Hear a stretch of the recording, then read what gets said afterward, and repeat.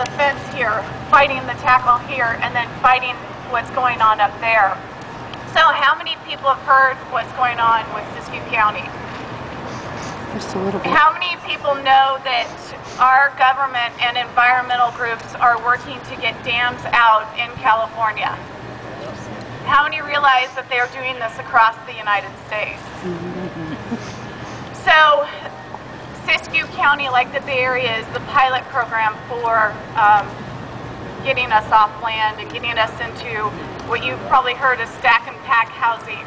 In fact, a couple years ago, I'm fairly new to the Agenda 21 conversation, and I know a lot of you have been following this for many, many years. And how I started doing research on it, and my family started doing research on it, is the Department of Fish and Game sent a letter to my parents. They have a 4,500 acre ranch. It's very sustainable. It's beautiful. We've owned it for 30 some odd years. It's a small cattle ranch as far as how many cows that we run on our property. My dad, who's a professional engineer, worked for the state actually here in... Yeah. Oh. This one? We can hear it. Thank you. Oh, I could hear you. I could hear her, yeah. Thank you very much. I don't know if I'm more nervous now. So anyway, long story short, my dad is a conservationist. In fact, I believe he is one of the truest conservationists that could be out there. We love our land. He builds ponds that are permitted, by the way. We get permission, and my dad pays the fees to get these ponds on our property. Anyway, just to say that our land is beautiful, and it's not because we've let it go to the wild. It's because my dad and mom have worked hard to make it even more beautiful, to add ponds where there wasn't going to be ponds, to attract wildlife. Anyway, so the Department of Fish and Game showed up to my parents' ranch a couple of years ago. In fact, they did this to many ranchers in the Siskiyou County area. And they were flanked with guns, or they flanked my parents, one Department of Fish and Game warden on one side, one at their back. They had guns, they had bulletproof vests, asking, why are you not signing onto this thing called the Incidental Take Permit Program, which is a bucket, like a bucket where you pay money into, as a rancher, as a farmer, as a property owner, you pay money into this bucket, and it's supposed to protect you from any endangered species, in this case, the coho salmon, if it's found dead on your property. I think it's important to know that if a coho or a salmonid or any endangered species is found dead on your property, for the fish, the coho, it's $25,000 per incident. So you can imagine if 10 salmon were found dead on your property, that could be like $250,000. Well, the problem is that the coho salmon, which is on the endangered species list, isn't even a native fish to California. So there's, to be an endangered species, it must be native. But science has shown that, and facts have shown, that this fish does not belong here in California. It's a cold water fish, and where Siskiyou County is, it's arid land, it's high desert, it's Mediterranean weather. Those fish don't like that hot weather. So why the dams are coming out? The dams are coming out, like Orlean mentioned, there's 4, 3 in Siskiyou County. Why they're coming out is those fish, which are non-native to California and should not be on the endangered species list in the first place because it's non-native to California, can't swim 300 miles upstream like they supposedly used to. We're talking about the Klamath River here. And if in the native language, Klamath means stinky. So the river, the Klamath River, is a stinky river because when the salmon should be spawning, which is coming up, actually they're starting to spawn now. So late in the summer, the river, the Klamath River, which is a snow melt runoff river, is back before the dams were in, was stinky. Those fish couldn't swim up the river anyway. So at this time of year, before the dams went in, all you saw was, and the other thing to know is that the area is basalt, it's volcanic. So when the water was out, there were no dams, the water, the snow melt-off was at its trickle, there was nothing but brown water. and there were farmers. There's a rancher, Rex, who wanted to be here, but he's busy fighting up there and trying to maintain his ranch so we all can have food. His family, he's fourth generation rancher on the Klamath River, and he would tell you that when the dams, before the dams were in, and when there were flash flooding, none of these environmentalists were up there to help them maintain the river. But now all of a sudden, in the last 10 years, there is nothing but environmentalists up there, and government agencies, the Department of Fish and Game, the NOAA, the NMFS, and I know these are all acronyms, I know some of them, but anyway, they were not there to help when people were getting flooded out of their homes. So the dams have already, Ken Salazar, how many know who Ken Salazar is? He's our Secretary of the Department of Interior. I heard and read in an article that he is celebrating another dam removal in the state of Washington, in fact in Olympic Park. And we all would not be here if it weren't for our water infrastructure. We would not be here if the civilization always follows where you can control water.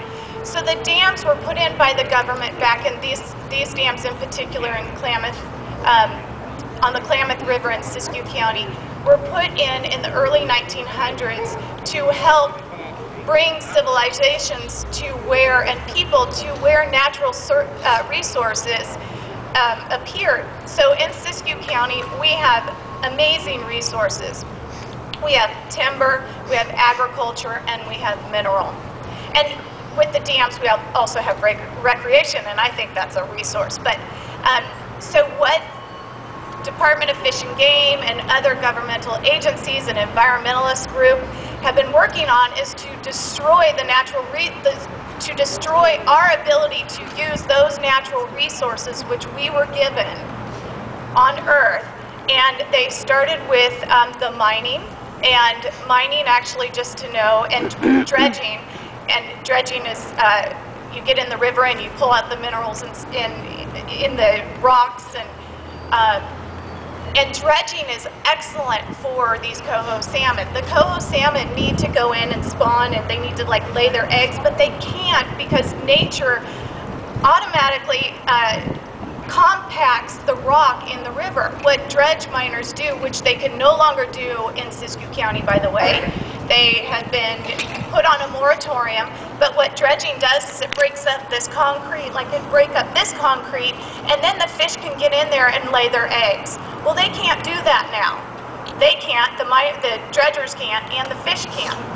So anyway, it's a system that with people working with animal and science, it works and it expands and it's sustainable. And what the environmental groups want you to know, or what you want you to think, is what we do in Siskiyou County is unsustainable.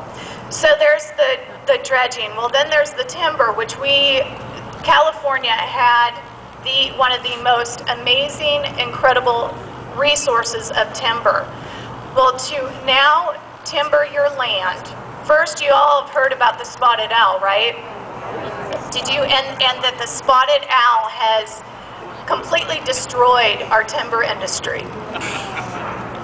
Did you know that recently the spotted owl was put on the endangered species list, right?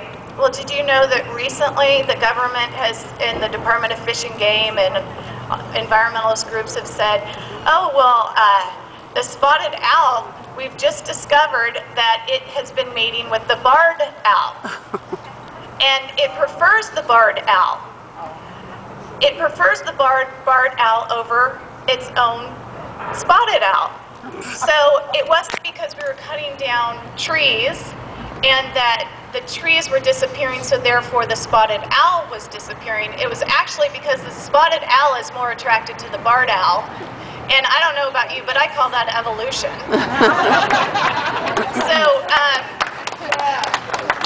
So besides, you know, the dams coming out, which is a huge issue, and we're working hard and fast to save our dams, the other issue is our timber. And just to give you just a really rough idea of what it takes to now do a timber harvest if you own timberland. And by the way, there's a lot of natural disasters going on, and the country can use our timber, but instead we're importing it from Canada right now. So we're not using our own resources, we're destroying our ability to use our resources, and then we're importing our resources and paying even more money for resources that we already have here. So, where was I? Timber. Timber. The timber. So to do any kind of cutting on your timberland, you have to have a timber harvest plan done. And what used to be a 15 to 20 page document is now a 250 page document. And they have to go in, and they used to work with one agency. Now these foresters, who are also great environmentalists, they're on our side, by the way, they now have to not only go state and local government agencies to get their timber harvest plan passed, now they have to go federal and environmental and all these other things. What used to be about a $2,000 to $3,000 timber harvest plan is now $50,000. Oh. So the farmer, the rancher, the timber owner has to now pay $50,000 to have a few trees cut off their property. So, now I'll go back to ranching. How many heard that the EPA has now declared hay as a pollutant? Hay? Hay is now a pollutant. Yeah. Pardon? I know. So, you know, what I want...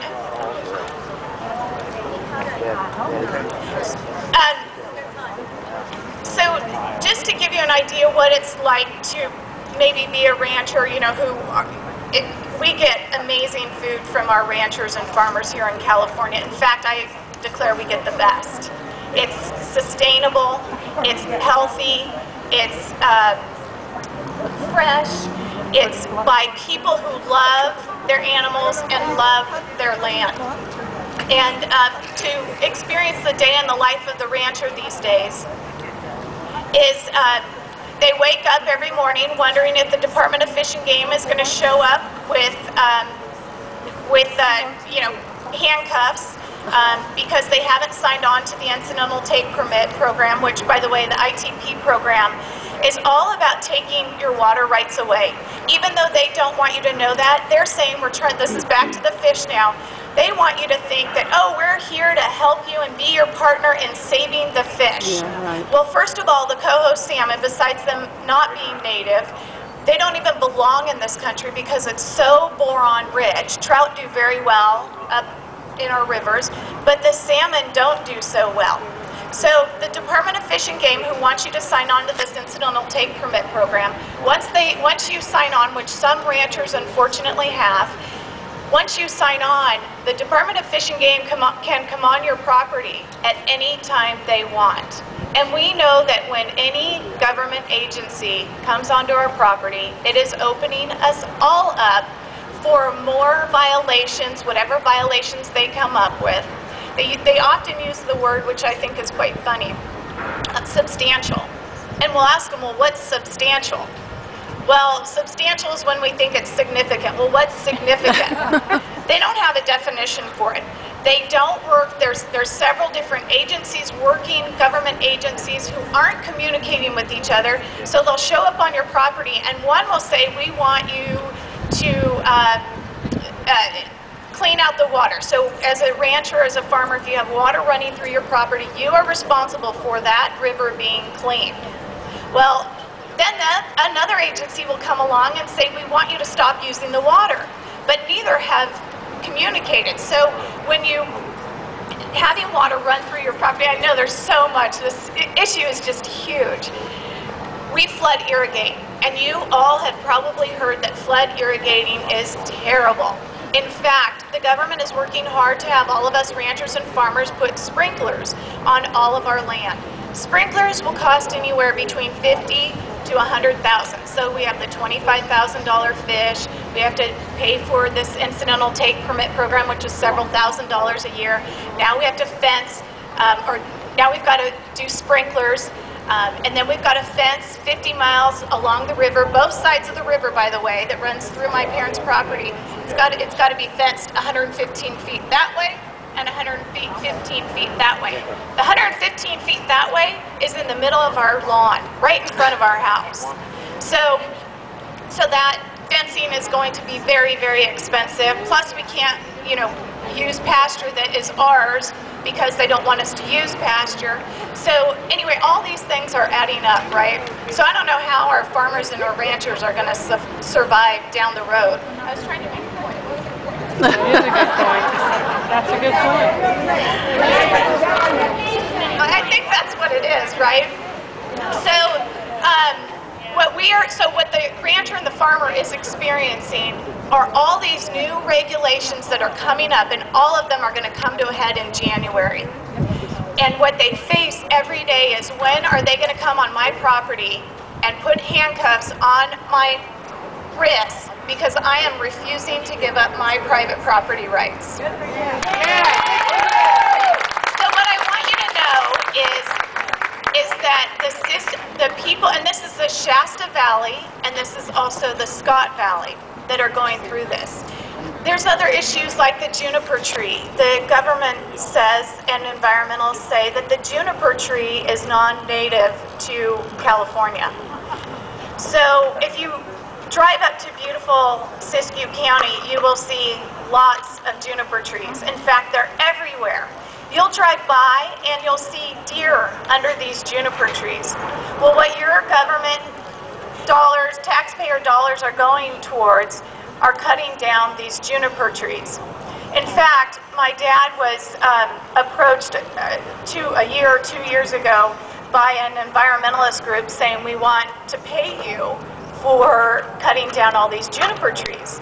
Well, if we were at the ranch right now, there'd be this big mountain behind us. It's called Table Rock, and it's beautiful, and it's got this flat top to it. Behind it's Mount Shasta, even though you and I wouldn't be able to see Mount Shasta right now. And it's covered with juniper trees. So my dad points up to this mountain and says, okay, so if all those trees are cut down, what will be there? And this woman says, well, it'll be grass, and it'll be beautiful. And my dad says, okay, so when it starts raining, then what happens? Erosion. So they want us to think that, all this stuff that they think is great, this non-native fish, these non-native trees, the spotted owl and the barred owl, their science is not right. They're not using fact and common sense. They're using an agenda, which I don't know why our government would do this to us. Why would they do this to us? Whether it's Agenda 21 or whatever, why would anybody do this to good people? Control. It's amazing. And it's devastating. And they're using, just like you in the Bay Area who know that you're the pilot program, Siskiyou County is the pilot program for the rural area. In fact, there's a document there a couple of years ago, maybe it was last year, 2010. Yeah, that was last year. My parents were in a meeting with the Department of Fish and Game, along with a lot of other ranchers and farmers of Siskiyou County. And in this meeting, they were asking the Department of Fish and Game why fighting for the dams. Why are these, by the way, the dams are owned by Warren Buffett. I know you may or may not be shocked by that, but so in this meeting they were saying why the dam should come out and that the fish and blah blah blah. So my mom, and this is on, I found this on the internet, so it says, who spoke, and landowner Donna Bacigalupi. Well, anyway, my mom says to the Department of Fish and Game, Mark Stouffer, who was the director at that time, he's now been removed because Siskiyou County has been so strong and has gotten him removed. But she says, okay, so this is back to the coho salmon, and so she says to him, all right, So let me picture this.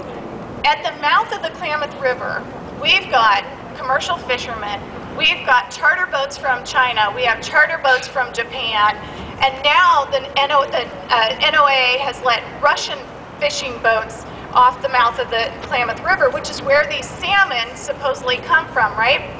So they're out fishing, getting their, and they've got their nets or whatever. Well, then closer to the mouth of the Klamath River are our own commercial fishermen.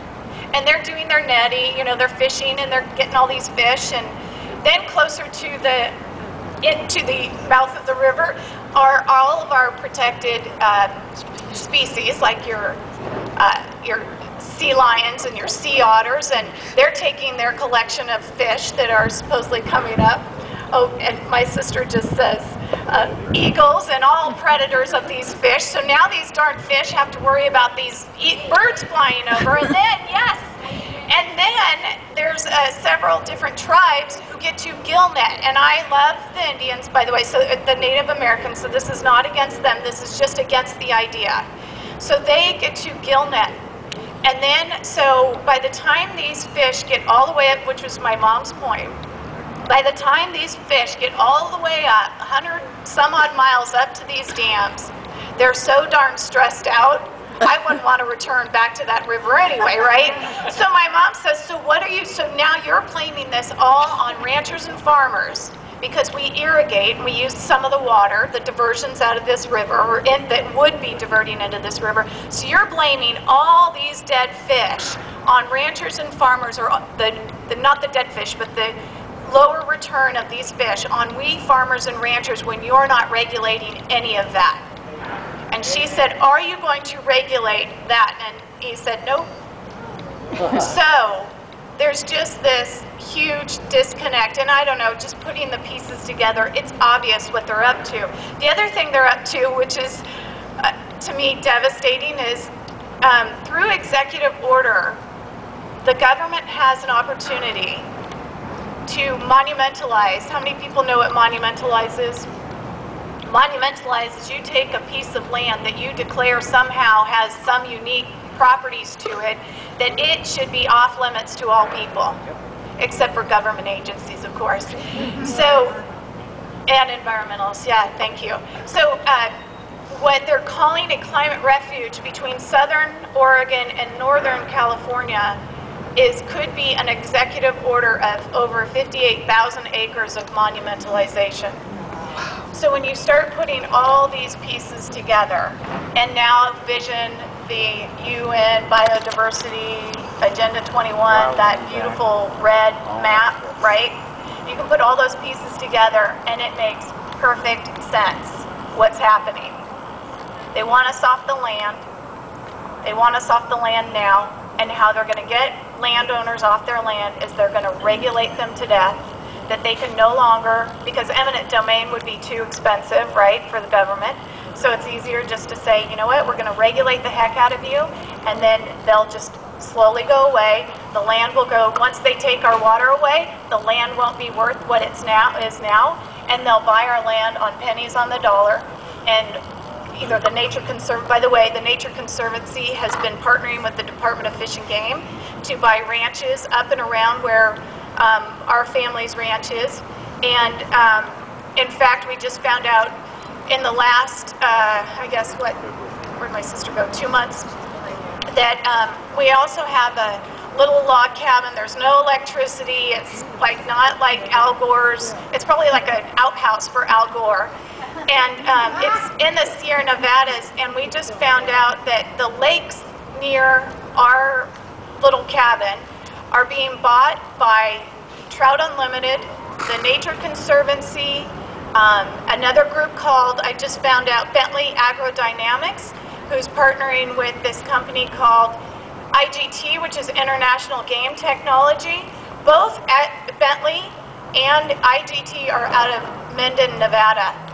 IGT is a gambling company. They build slot machines. They recently moved their headquarters to San Francisco. So when I saw that, I'm like, something's going on here. Like they're setting up shop in San Francisco for something, and I don't know what, but I think we all need to start investigating and just blowing the lid off this thing. But also that Nina told me that the Nature Conservancy also has a beef company. It's called Conservation Beef, and they're selling beef. I had no idea. So what I think is happening is, has anybody heard of vertical farming? Or sky farming? There's plenty of videos on this. But vertical farming and sky farming, this is why they're getting us off our ranches, they're getting us farmers off the land. They're doing their stack and pack housing, and eventually you're going to see a big building. It's like greenhouses stacked on top of each other. And this may sound like another conspiracy theory thing, but there are universities that are already teaching this. So they're going to stack all these greenhouses on top of each other. At first, I think, this is just my thought, the animals are going to go down at the bottom. In fact, there is a video about this. Cows at the bottom, sheep, whatever, and then eventually it goes up to plants. Well, the methane from the animals will power the building. And there'll be factory lines of people like pulling seeds and replanting. But you know what? That keeps that local. You've heard of local food. Local food and a 150-mile radius eventually will mean that we'll all be in these, in these tightly packed, high-density areas, and that the food that we get is only a 150-mile radius. So if you think about that, that takes out all ranch land in the areas that have prime agriculture land. So, so that's, I think, where we're heading. It's scary.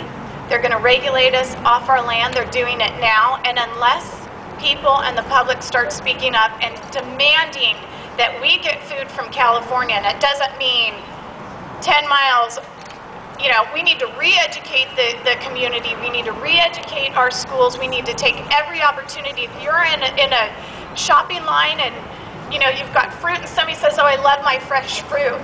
Well, I always use those opportunities to say, yeah, can you believe it that, eventually, because of what they're doing to ranchers and farmers, we won't have fresh fruit from here. It's going to either come from this factory building or it's going to come from another country.